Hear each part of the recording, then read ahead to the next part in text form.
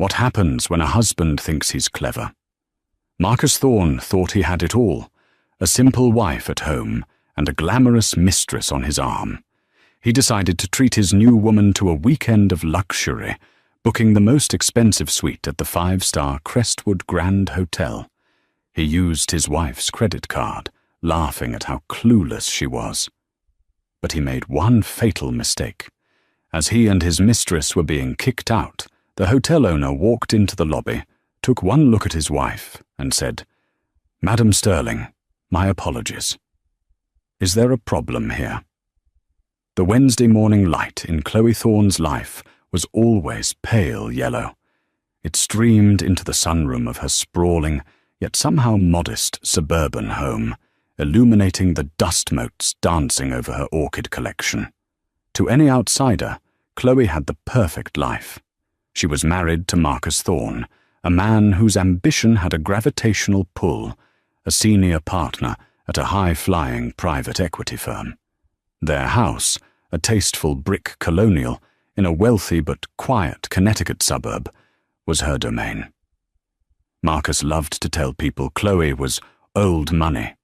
He said it with a proprietary air, as if her lineage was something he had acquired. Her family, the Sterlings, practically built this state. He'd boom at dinner parties, slinging an arm over her shoulder. But my Chloe, she's the simple one. No head for business, just her garden and her charities. Chloe would smile, a small, placid expression she had perfected. It was true, in a way. She did love her orchids. But Marcus, in his 10 years of marriage, had never bothered to look past the smile. He never asked what her charity work entailed. He never asked why she took a private call at 10 a.m. every first of the month, locking her study door. He never asked what C.L. Sterling, the name on the board of directors for Sterling Hospitality, actually stood for. He thought her inheritance was a modest trust fund, a charming allowance that paid for the orchids and the antique furniture. He had no idea that the allowance was a rounding error. He had no idea that Sterling Hospitality wasn't some long-dead relative's defunct company. It was one of the largest privately held luxury hotel chains in North America. A chain she ran. Chloe hadn't intended to keep it a secret, not at first. But when they were dating, Marcus had been so overwhelmingly Marcus. He was all slick suits, blindingly white teeth, and a relentless drive to conquer. He saw her quiet nature as a blank canvas to paint his own success onto. He saw her family name as a stepping stone. And he saw her money, what little he thought she had, as a safety net. So, she let him. She let him be the provider.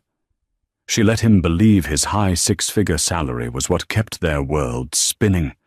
She ran a multi-billion-dollar empire from a charming home office, while her husband bragged about his latest multi-million-dollar deal, which was often just a memo of understanding. The first crack in this gilded cage wasn't a sound, it was a scent.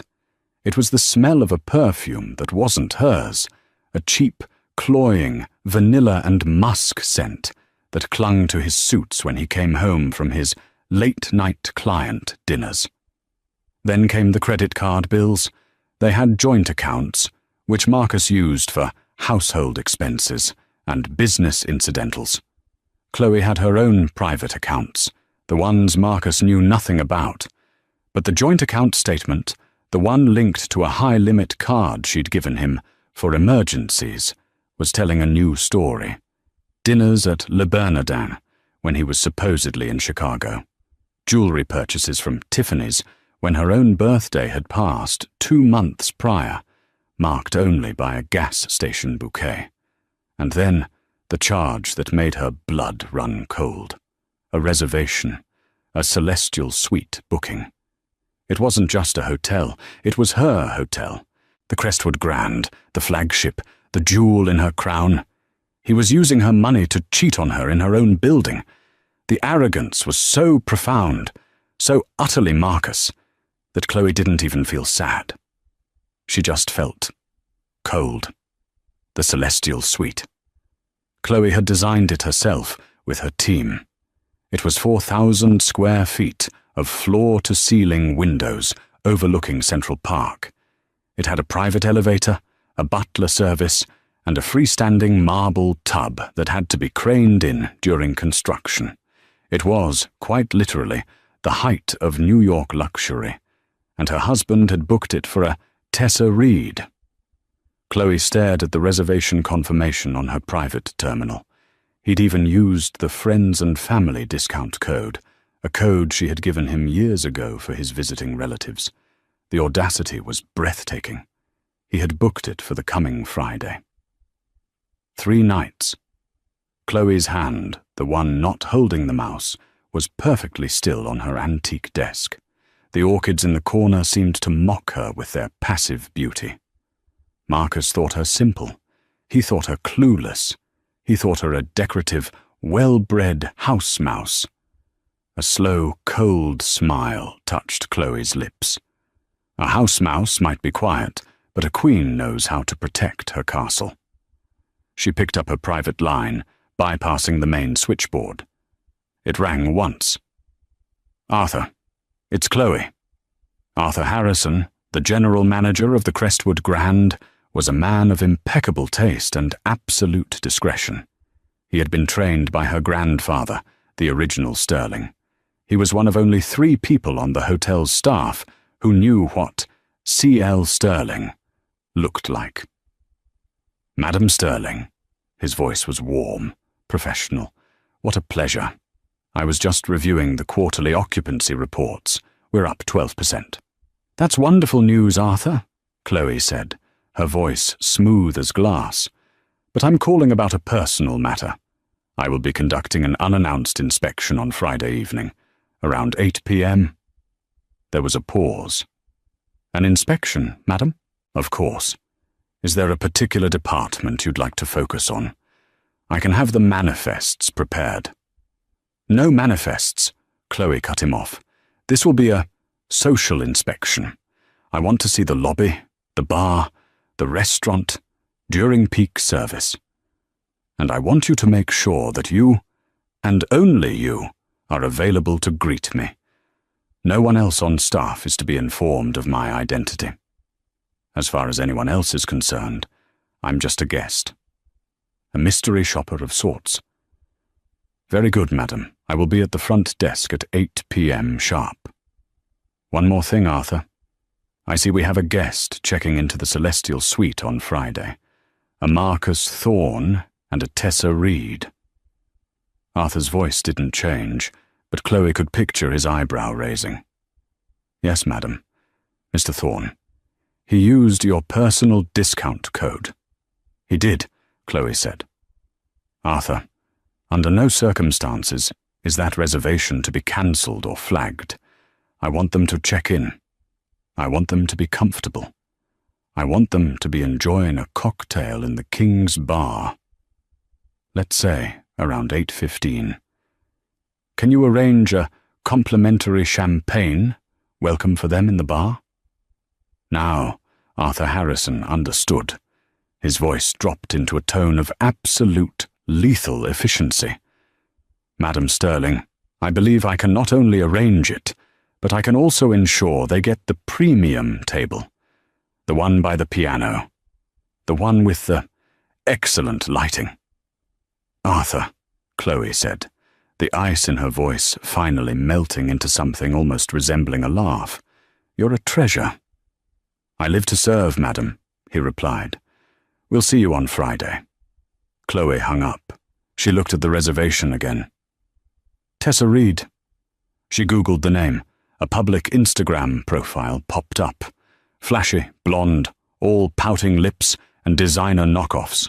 Her bio read, "Living my best life, spoiled by my man." "We'll see about that," Chloe whispered to the empty room. Friday night descended on Manhattan with a cool autumn crispness. Chloe, having told Marcus she was visiting an old college friend in upstate New York, took the train into the city. She didn't dress in her usual quiet, understated elegance. tonight was different. She wore a simple, sleeveless black sheath dress by a designer Marcus wouldn't recognize. Her hair was pulled back into a severe, elegant chignon. Her only jewelry was the simple 3-carat diamond ring Marcus had given her, a ring she now realized was probably purchased with her own family's money, and a pair of modest pearl earrings. She looked like 1,000 other women in New York, professional, wealthy, and anonymous.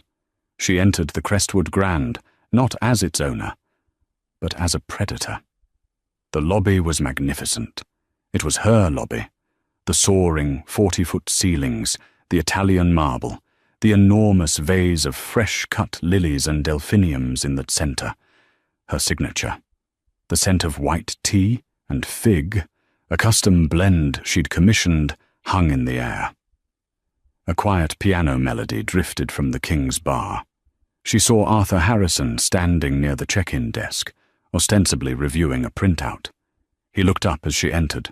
He gave no sign of recognition, only a fractional, almost imperceptible nod.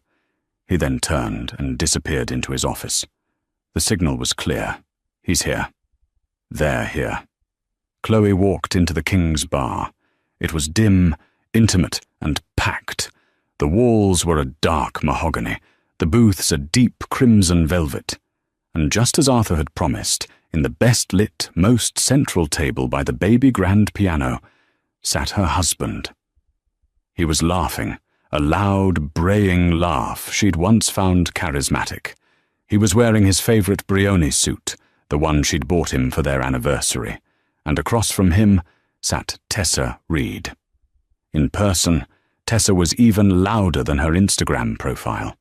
She wore a red dress so tight it looked painted on, and her blonde hair was a haystack of extensions. She was dripping in new jewelry, the Tiffany's bracelet, a new diamond necklace. She was loud, and she was, to Chloe's discerning eye, unmistakably cheap. Chloe watched them for a long moment from the shadow of the doorway. She saw Marcus lean in, his hand on Tessa's knee. She saw him whisper something, and Tessa threw her head back and laughed, a shrill sound that cut through the sophisticated jazz. "Disgusting," Chloe murmured. Not the infidelity, but the cliché of it all. She walked to the bar, took a seat on a vacant stool, and ordered a club soda with lime. The bartender, a professional named Liam, whom Chloe had personally commended for his service awards, nodded. "Right away, miss." She sat, her back to the bar, facing the room. She was just another patron. She sipped her drink. She waited. She watched them order another round of champagne.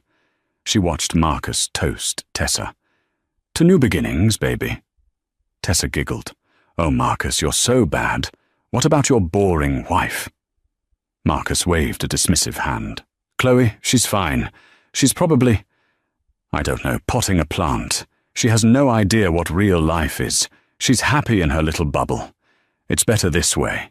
She's taken care of. I'm free," Tessa supplied, her eyes glittering with greed. "Exactly," Marcus said, raising his glass. "Free." Chloe's glass hit the marble bar with a quiet, sharp click. She'd heard enough. She stood up, straightened her dress, and began to walk toward their table. The journey from the bar to the table was only 20 feet, but it felt like a mile. With every step, the sound of the piano seemed to fade, replaced by the thumping of her own heart. This wasn't her. She was the woman in the boardroom, the woman on the conference call, the woman who signed checks with 9 zeros. She was not the woman who confronted a cheating husband in a hotel bar. But as she walked, she caught her reflection in the dark, wood-paneled mirror behind the bar. She saw her own eyes, cold and clear. She wasn't a wife. She wasn't a victim. She was an owner, and this was an infestation.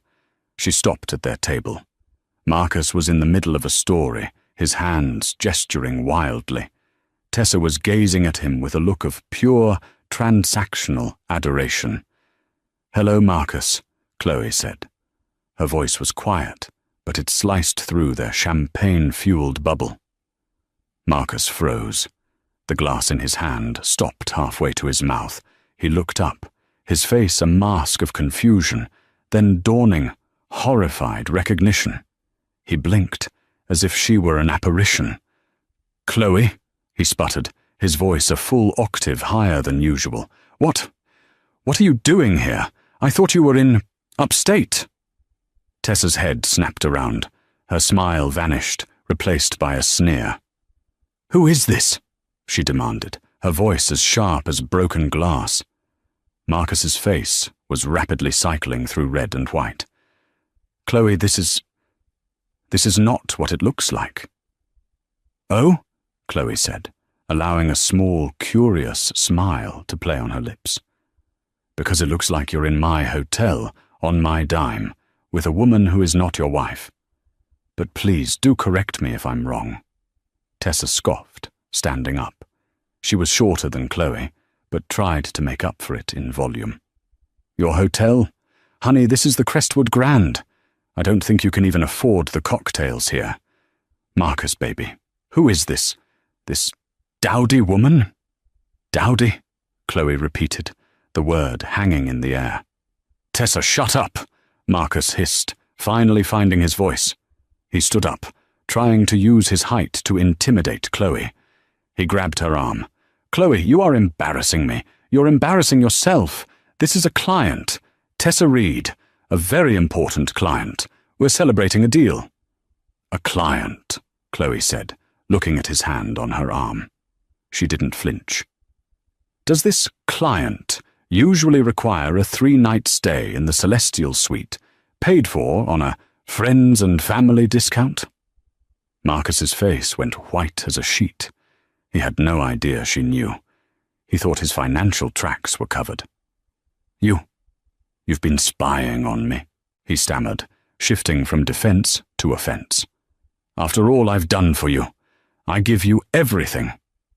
"You give me everything?" Chloe repeated, and this time she laughed. It was a cold, sharp sound. "Marcus, you haven't given me anything. You've been spending my money, and you're doing it in the most tacky, unoriginal way possible." "That's it!" Tessa shrieked. "I'm not going to be insulted by this house mouse. Marcus, get rid of her." Marcus, desperate and cornered, did the stupidest thing he could have done. He tightened his grip on Chloe's arm and tried to drag her away. "You're leaving? Now! We'll talk about this at home. You're hysterical." He started to physically pull her towards the exit. The bar had gone silent. The pianist had stopped playing. Everyone was watching.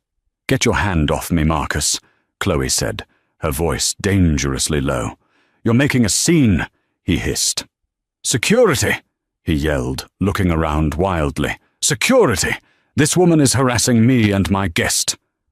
2 large, blue-suited security guards began to move toward the table from their posts near the lobby. They were new hires. Chloe didn't recognize them. They saw a man in an expensive suit and a woman in a simple black dress. They saw the man yelling.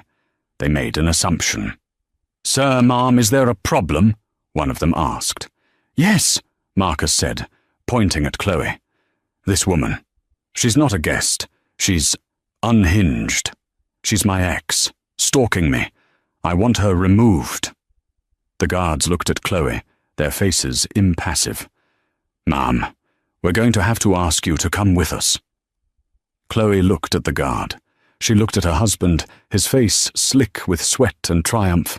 She looked at Tessa, who was smiling, a smug, victorious smirk.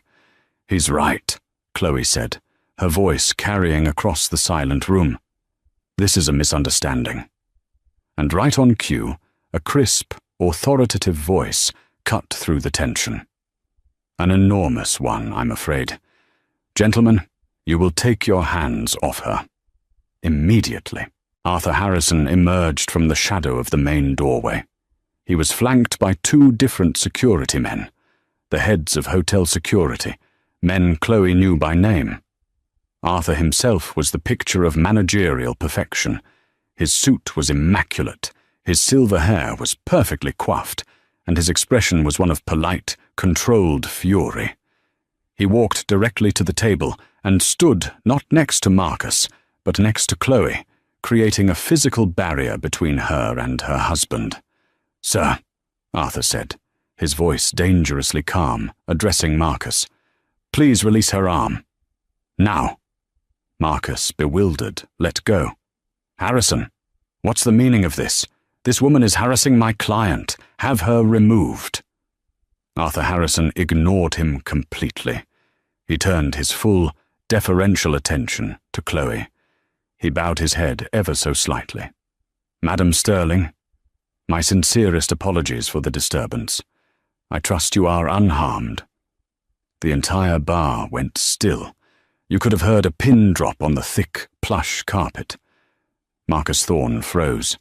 His face, which had been red with anger, turned a blotchy, pale grey. What did you call her?" Tessa's smug smile evaporated, replaced by a look of slack-jawed confusion. "Madam, who?" Arthur straightened up, his gaze sweeping over Marcus and Tessa with a look of profound, icy disdain. "I called her Madam Sterling, as in Chloe Louise Sterling, the founder, president, and CEO of Sterling Hospitality, the owner of the Crestwood Grand, this hotel." Marcus's mouth opened and closed, but no sound came out. He looked from Arthur to Chloe, his brain short-circuiting. "Sterling," he whispered, the name finally connecting. Your family name." "CL. Sterling. On the board. That's you." Chloe gave him that same, small, placid smile, the one he'd seen for 10 years. "You never asked what the C stood for, Marcus. You were always too busy talking about yourself." Tessa finally found her voice, though it was a desperate squeak. "That's impossible. She's just his wife. She's a nobody."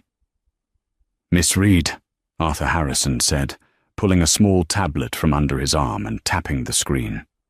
"You are the guest in the Celestial Suite, correct? The one who has charged $18,000 in pre-arrival purchases from the hotel boutiques to the card on file?" Tessa's eyes widened. "That card," Arthur continued, "belongs to Madam Sterling. It has just been cancelled, as has your friends and family discount, and I'm afraid your reservation." "You can't do that!" Marcus finally roared, finding his voice. "I'm her husband. That's my room. That's my money."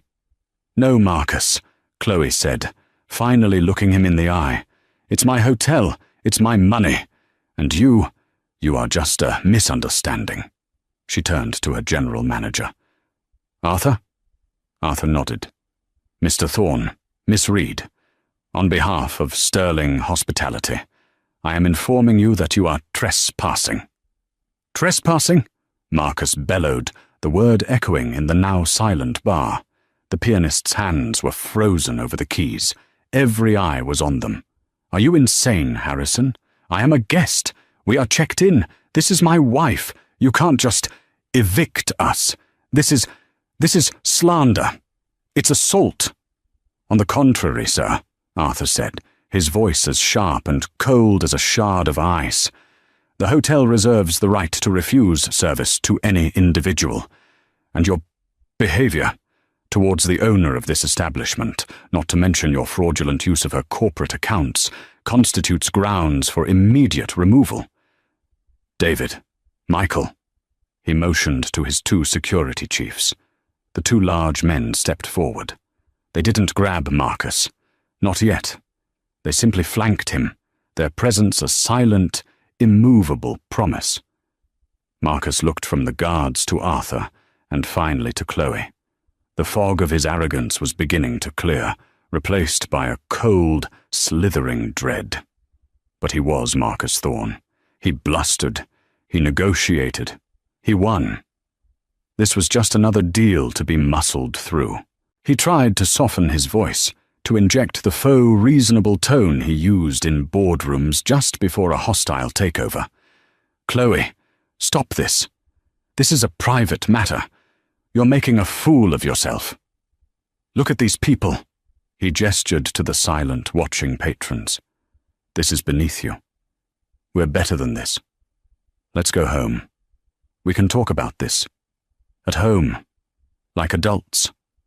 The word home hung in the air, thick and poisonous. He meant the brick colonial. He meant his territory, the place where she was the simple wife. Chloe's placid smile finally broke. It didn't become a frown. It became something sharper, something colder. It was the smile of a predator that had just heard a mouse invite it back to its nest. "There is no home for us anymore, Marcus," she said, her voice quiet but carrying with absolute finality. "You made that choice when you booked the Celestial Suite. You were right about one thing all those years. I am happy in my bubble." She took a step back and gestured, not just at the bar, but at the soaring ceilings, the Italian marble, the liveried staff. "This, sterling hospitality, this is my bubble, and you are no longer welcome in it." The last vestige of Marcus's control shattered. He was losing, in public, to her. But before he could counter, Tessa, who had been frozen in a state of slack-jawed horror, finally processed what was happening. Her benefactor was a fraud. Her weekend of luxury was imploding. Her entire transactional world was collapsing. Panic, raw and undisguised, took over. She turned on Marcus, her voice a desperate shriek. "I didn't do anything. It was him. He told me he was leaving her. He told me you were nothing. He said she was a boring old hag. He said she was practically an invalid." Chloe actually laughed. It was not a sound Marcus had ever heard. It was a cold, sharp, metallic sound. "Miss Reed, your loyalty is as cheap as your dress, and I see, infinitely less durable." "Arthur," she said, turning away from them, her voice now crisp with executive authority. "Please have these people escorted from the building. Their belongings from the Celestial Suite should be packed and brought to the curb. They can wait for them with the rest of the trash." "No!" Tessa shrieked. This was the part she understood. The things. "You can't! My stuff! My new bags! The Chanel! The Fendi from the boutique! You can't take my things! I'll call the police! That's my property!" She lunged, not at Chloe, but at the idea of her possessions. One of the security guards caught her arm. "Oh, but I can, Miss Reed," Chloe said, turning back. She was an educator now, teaching a very specific, very painful lesson. "Those new bags? They were purchased this afternoon, were they not?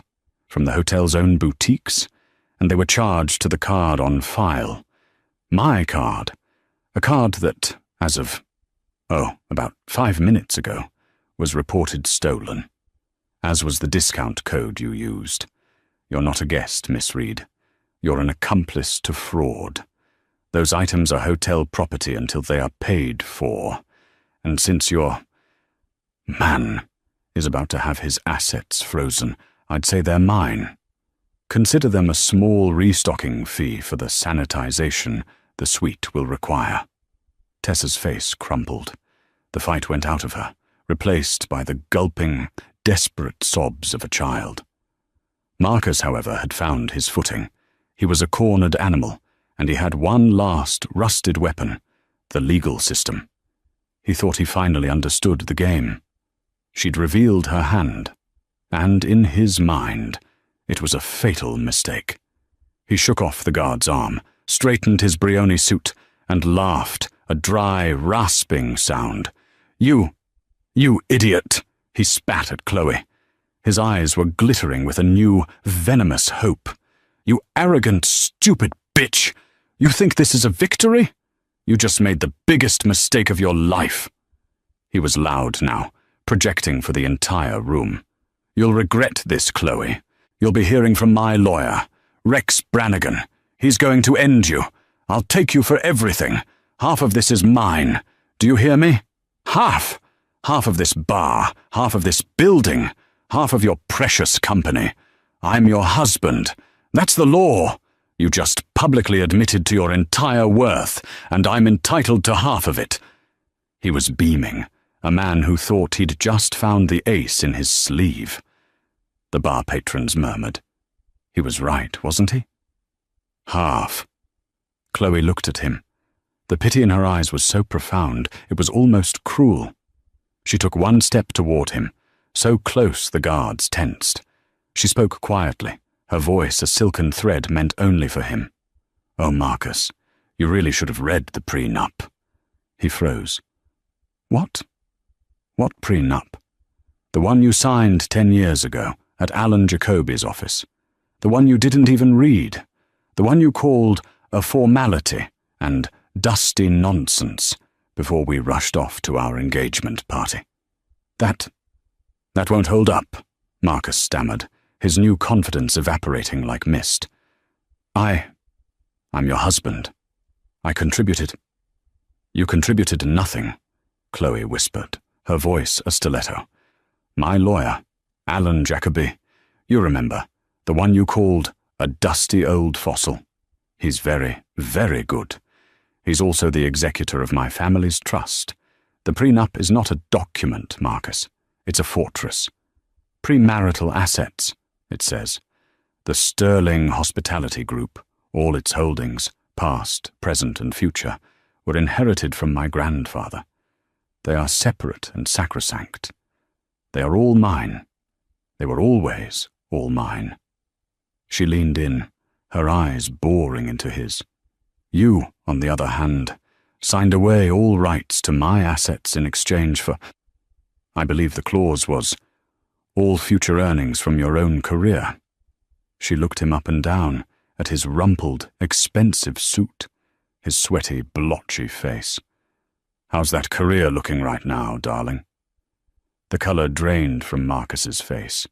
He was a fish in a vacuum. No air. No escape. He had no words. There was nothing left to say. "David, Michael, get them out of my hotel," Chloe ordered. This time, the guards did not hesitate. David took Marcus by the right bicep. Michael took Tessa by her left, and they began to walk. The journey from the King's Bar across the 40-foot expanse of the gleaming marble lobby was the longest walk of Marcus Thorne's life. It was a walk of pure, unadulterated humiliation. Every footstep echoed. The other guests in the lobby, dressed for dinner or the theatre, stopped. They stared. They pointed. And then, worst of all, they started recording. Little red lights, the glow of iPhone screens. Marcus saw them. He saw his reflection, a man being frog-marched, his wife's nemesis weeping beside him, captured on 100 screens. This wasn't just a private downfall. This was a public execution. This was a viral video in the making. "Take your hands off me," he hissed, trying to regain a shred of dignity. "I can walk." The guard's grip just tightened, a vice of bone and muscle. He was a puppet. Tessa was a wreck, openly weeping, her body limp. "This is a mistake. Please. My father is a lawyer," she lied, a useless, pathetic appeal to an authority that didn't exist. The grand, gold-filigreed glass doors of the Crestwood Grand whooshed open. The sudden blast of cold, November night air hit them. The smell of diesel fumes and roasted nuts from a street cart was a slap in the face after the warm, curated scent of white tea and fig. And then, the final indignity. They were on the pavement. The guards released their arms, and Marcus, off balance, stumbled, nearly falling onto the concrete. He caught himself on a brass-plated lamppost. He, Marcus Thorne, a man who flew private, was a curb-sitter. A bellman, A young man named Javier, whom Marcus had probably never even looked at, came running out of the hotel. He was carrying Tessa's 2 garish faux snakeskin suitcases. He didn't set them down. He dumped them. They clattered onto the sidewalk. One of the cheap zippers burst, and the suitcase flopped open, spilling cheap lingerie, a tacky I-3N water snow globe, and 3 pairs of new, high-end shoes onto the dirty concrete. "My things!" Tessa shrieked, a primal wail of loss. She dove for them, scrambling on her hands and knees on the Fifth Avenue sidewalk, trying to shove her belongings back into the broken bag. Marcus just stood there, leaning on the lamppost, watching the woman he'd thrown his life away for groveling in the gutter. He looked back at the hotel. Through the glass, he could see Chloe. She was standing in the center of the lobby, a picture of absolute, serene control. She watched him for a moment. She didn't smile, she didn't wave, she just was. Then she turned her back on him and walked toward the private elevators. Inside, the lobby was restoring itself to order. The younger guard, the one who had first accosted Chloe, approached Arthur Harrison, his face pale and slick with sweat. "Mr. Harrison." "Sir?" "Madam, I didn't know. I was just... He said she was a stalker. I almost..." Arthur Harrison put a firm, steadying hand on the young man's shoulder. He wasn't angry. He was teaching. "You followed a guest's complaint, son. An understandable error. But let this be your most important lesson at this hotel. The guest is not always right. But the madam always comes first. Always. Now go back to your post and straighten your tie." The guard, looking profoundly relieved, nodded sharply. "Yes, sir."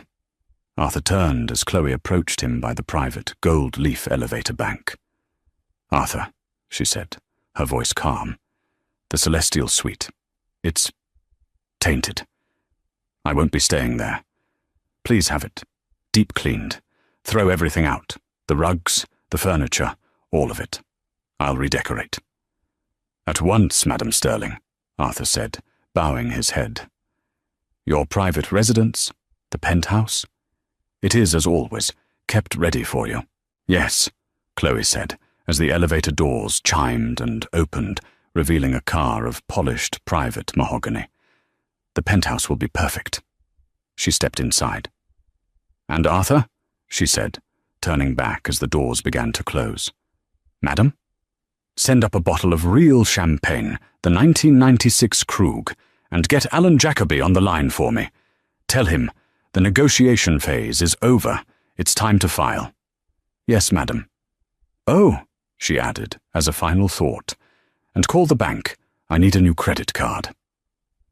The door slid shut, encasing her in polished wood and silence, leaving Arthur Harrison alone in the magnificent, quiet lobby. Outside, the sounds of Tessa's weeping and Marcus's first, desperate, failed attempt to hail a cab were lost to the New York night.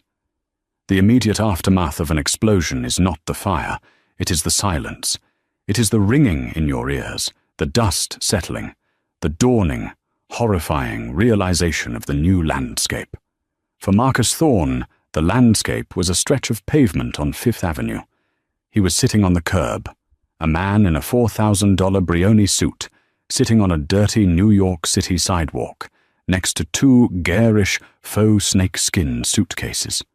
Tessa was standing, her arms crossed, her face a streaked, ruinous mask of cheap mascara and pure, unadulterated fury.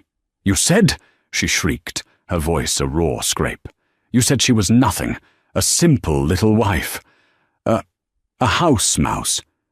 You said you had all the money." "Shut up, Tessa," Marcus growled, rubbing his temples. He had a headache that felt like a drill bit. He pulled out his phone. He had to fix this. He'd call his lawyer. He'd call his bank. He'd call someone. He jabbed at his contacts. "Call Alan Jacoby." Alan Jacoby. Calling. The phone rang once, twice. The party you are trying to reach is not accepting calls at this time. Goodbye. Not accepting. He was blocked. Chloe had already blocked him from her lawyer. What's wrong? Tessa demanded, seeing the look on his face.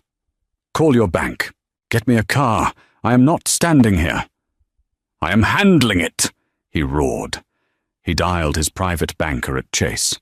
Mr. Thorne, what a surprise. The banker's voice was suddenly cool, all traces of their usual golf buddy familiarity gone. Robert, thank God. I have a situation.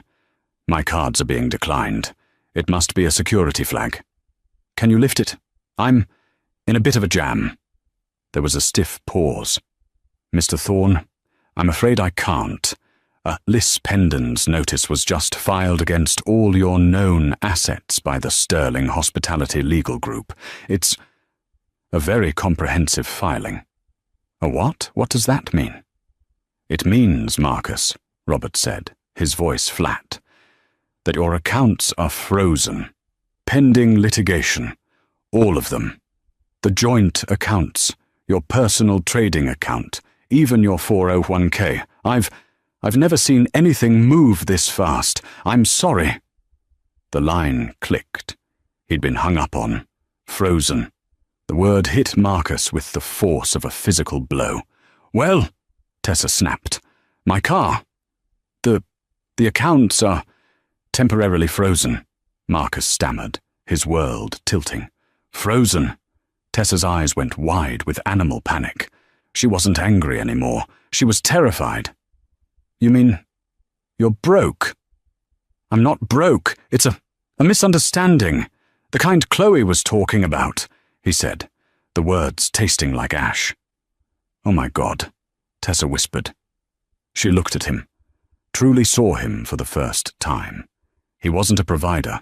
He wasn't a ticket. He was a fraud. You used me, she screamed. You lied to me. I lied. You were the one dripping in jewels you didn't pay for. They were gifts. They were rent. Tessa slapped him, hard. The sound cracked in the night air. Then she did the only practical thing she could. She saw a yellow cab stuck in traffic and lunged for it, yanking the back door open. Get me out of here, she yelled at the driver. I have cash. Just drive. The cabbie, seeing Marcus in his rumpled suit and the suitcases, gunned the engine and peeled away, leaving Marcus Thorne alone on the curb.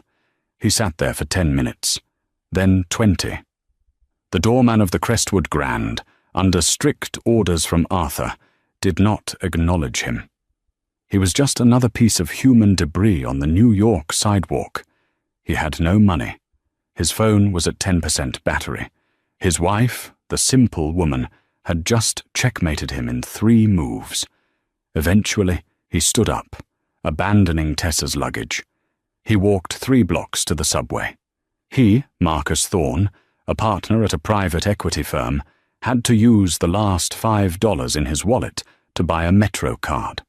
As he swiped through the turnstile, the metallic clack sounded, to his ears, like the door of a prison cell slamming shut.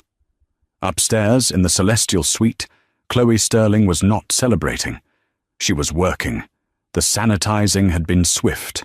The champagne flutes Marcus and Tessa had used were thrown away, not washed. The linens were stripped. The scent of white tea and fig was pumped back into the air, erasing the cloying vanilla musk of Tessa's perfume. Chloe stood at the window, a single glass of her favorite champagne, a 1996 Krug, not the flashy crystal Marcus preferred, in her hand. She was on the phone. Alan, it's done. Madam Sterling. Alan Jacoby's voice was warm, a comforting baritone. I've just seen the alerts. Liz Pendon's is filed. The petition will be served to his office at 9:01 a.m. tomorrow. The security team is en route to the Connecticut property. He will not be able to gain entry without your express written consent. Good, Chloe said. He mentioned a lawyer. He said he would take me for everything. Alan Jacoby laughed, a dry, dusty sound. My dear Chloe, he's your husband. He has rights. He is absolutely entitled to... Let me check. Ah, yes. Exactly 50% of the marital debt he's accrued, and 100% of the future earnings he signed away his rights to your assets for. He's a man of, let's call it, negative net worth. The prenup, is that solid? The prenup, Madame Sterling, is not a document. It is a fortress. It was designed by your grandfather, and I was merely its humble custodian. It states, in no uncertain terms, that Sterling Hospitality and all its holdings, past, present, and future, are separate and sacrosanct. In exchange, Mr. Thorne was granted, well, he was granted you, and he didn't seem to value that asset, did he? No, Alan, Chloe said, watching the city lights. He didn't. Get some rest, madam. The next few days will be loud. The press is going to have a field day. Let them, Chloe said. It's time they learned my name. The next 3 months were, as Alan predicted, loud. The story broke on page 6 first, a blurry cell phone video titled Billionaire's Revenge, Hotel Queen Evicts Cheating Hubby. It was a sensation. Marcus was fired. The termination was brutal. His partners called an emergency meeting in which he was not invited. The morality clause, combined with the public scandal bringing disrepute to the firm, and, most damningly, the misappropriation of client-related funds, Chloe's lawyers had provided a very detailed audit of his expense account, meant he was out. No severance, no golden parachute, just a cardboard box of his office belongings, which his assistant left in the lobby of his new, grim apartment, a one-bedroom rental in a walk-up in Murray Hill. He hired a lawyer, of course, a shark named Rex Brannigan, whose face was plastered on buses under the slogan, "Get your Rex Ompence." Their first meeting was in Brannigan's gaudy office. "It's a slam dunk," Brannigan boomed, chewing on an unlit cigar. "We'll destroy her. This prenup is toilet paper. We'll argue marital contribution. You hosted the parties. You were the face of the brand. You built her confidence." Marcus, looking pale and 10 years older, seized on this. "Exactly. I made her who she is. Before me, she was just a wallflower. She owes me." Brannigan's associate, a young, pale woman named Maya, cleared her throat. "Mr. Brannigan, their lawyer is Alan Jacoby." Brannigan's face faltered, just for a second. "Jacoby? The old fossil? He's a corporate dinosaur. This is a divorce, baby. This is a street fight. He won't know what hit him." "He's also," Maya added, reading from a tablet, "the executor of the Sterling Family Trust, a signatory on the corporate charter, and... oh, he's the one who wrote the state statutes on premarital asset protection. He was a state senator, sir." Brannigan waved a dismissive hand. "Details. We'll drown him in paperwork. We file for discovery. We demand everything. The hotel ledgers, the board minutes, her personal emails. We'll find the dirt. Trust me, Marcus. We're going to get paid." They filed. And Alan Jacoby did nothing. He didn't respond with anger. He responded with compliance. "They want the ledgers, madam?" Alan asked Chloe, sipping tea in her new permanent office, the Celestial Suite. "Give them the ledgers," Chloe said. "They want the board minutes?" "Send them. They've subpoenaed Arthur Harrison for a deposition." Chloe smiled. "Oh, please, let them. I'll pay for the transcript." The deposition of Arthur Harrison was a bloodbath. Rex Brannigan, all bluster and sweat, paced the room. "Mr. Harrison, is it true that you, as general manager, colluded with Mrs. Thorne?" "Madam Sterling," Arthur corrected, his voice perfectly level. "With Madam Sterling, to humiliate and emotionally distress her husband, a paying guest." "Mr. Brannigan, I did not collude. I acted on the orders of my superior and the owner of the hotel. Mr. Thorne was trespassing." trespassing. He was a guest. He was a guest of Madame Sterling's, using her private discount code and her personal credit card without her authorization, for the purposes of, well, for the purposes you see on your file. When she, the cardholder, arrived and revoked her authorization, he became a trespasser. A loud one at that. I simply expedited his checkout. You evicted him. You threw him onto the street.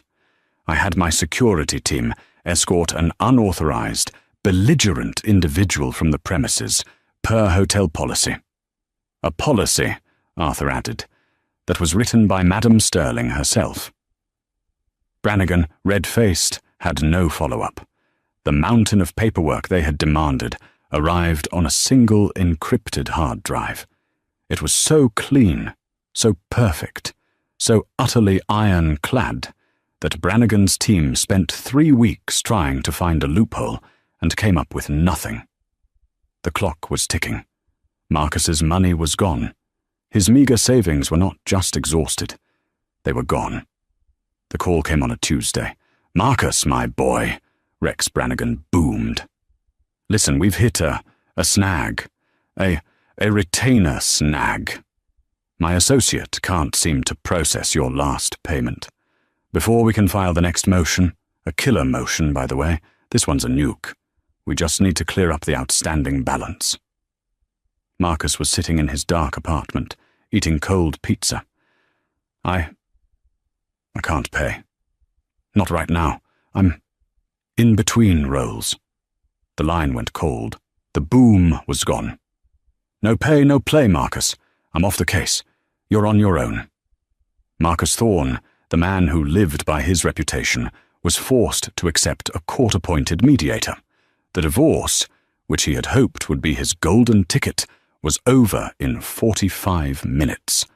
He was left with his clothes, his car, a leased BMW which was promptly repossessed, and half of the joint credit card debt.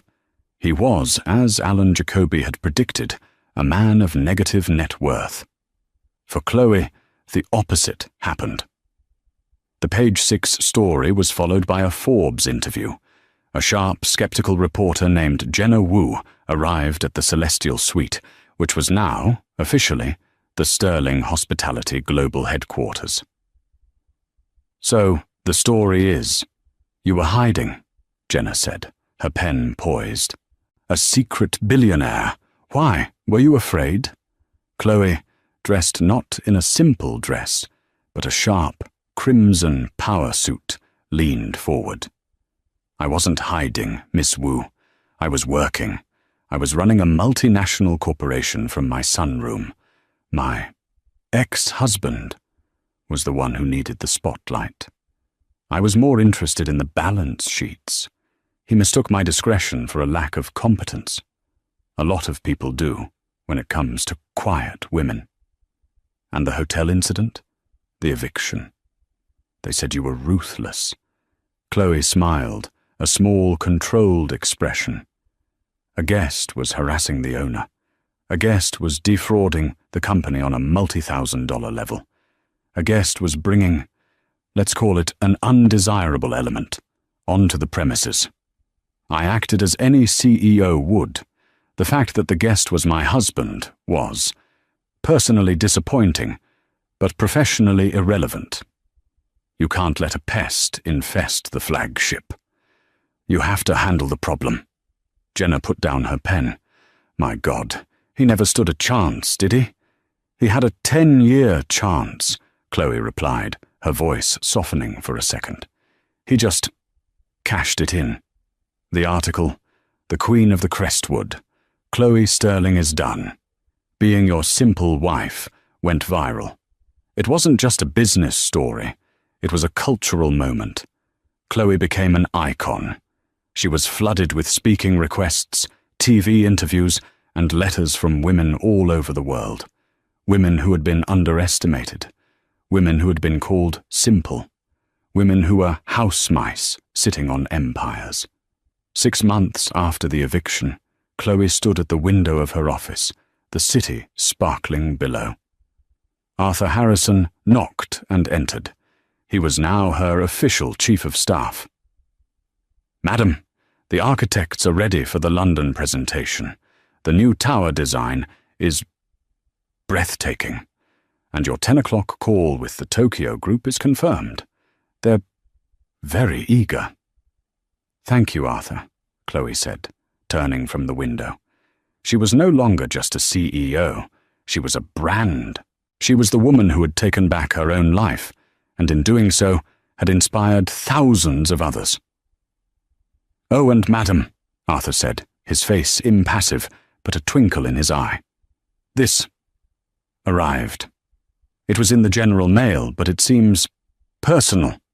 He handed her a flimsy, cheap postcard. The picture was of a dusty gas station in Arizona. The postmark was from a place called Hope, AZ. The irony was, Chloe thought, a bit heavy-handed. She turned it over. The handwriting was a desperate, angry scrawl. "You ruined me. I hope you're happy, alone in your ice tower." It wasn't signed, but it didn't need to be. Chloe looked at the card for a long moment. She thought of the man who wrote it, the slick, charming man she'd married, the desperate, screaming man who'd been dragged from her bar, the pathetic, broken man who was now, apparently, somewhere in Arizona, blaming her for his own self-destruction. "Shall I have it disposed of?" Arthur asked. "No, Arthur," Chloe said, a slow smile spreading across her face. "I'll keep it. It's a business expense reminder. The cost of a bad partnership." She didn't put it in a drawer. She propped it up on her pristine $1,000 desk blotter. A trophy. A warning. "He's still so dramatic, isn't he?" she mused. "My ice tower. He sees alone, I see. Uninterrupted. He sees an ice tower, I see a headquarters." She tapped the postcard. "He's right about one thing, though. I am happy." A new energy, a new purpose, filled the room. "Arthur," she said, her voice electric, "get Alan Jacoby on the line. And then, get me the head of our charitable division, the one we keep for tax purposes." "The Sterling Foundation?" "Madam, it's mostly dormant. We fund a few scholarships." "Well, we're waking it up," Chloe said, turning to her desk. "I'm seeding it with a new personal donation. Let's call it the Marcus Thorne Severance Package. Everything he would have gotten if he'd been a decent human being. A donation, madam. I want to start a new initiative, a grant, a foundation for women. Women who have been told they're simple. Women who are sitting on billion-dollar ideas but are being told to go pot plants. Women who are partners to men who see them as accessories." Arthur was smiling, a full, genuine smile. This was the Chloe he'd known for 30 years, the one her grandfather had trained. "A wonderful idea, madam. What will you call it?" Chloe looked at the postcard, then at the city. "He called me a house mouse. Let's call it the Lioness Fund, for the quiet ones who are ready to roar." She picked up the postcard and, with a sense of finality, dropped it into the shredder. She was done with the past. "Now," she said, "all business. About the King's Bar. I've never liked that name. It's derivative and inaccurate. It has been the name for 50 years, madam." "Then it's 50 years out of date," Chloe said. "It's the center of the hotel. It's where the most important person in the room holds court. Let's update the signage." "To what, Madam Sterling?" Chloe looked at Arthur, her eyes clear and bright. "The Queen's Court. It's time for a new reign." And just like that, Madam Sterling took back her name, her power, and her company, all because her cheating husband thought she was too simple to notice. He saw a house mouse, but he was living in the Queen's castle, and he forgot the #1 rule. The house always wins. Chloe's story is a powerful reminder that the quietest person in the room is often the most powerful. They're not being silent. They're just listening. What did you think of Marcus's epic downfall? Was there a moment you were cheering for Chloe? Let me know in the comments below. Thank you for listening to this story. If you love drama and seeing karma delivered, do me a huge favor. Like this video, share it with someone who needs to hear it, and be sure to subscribe to the channel so you never miss a story. We have new ones dropping every week, and you don't want to miss what happens next. Thanks for watching.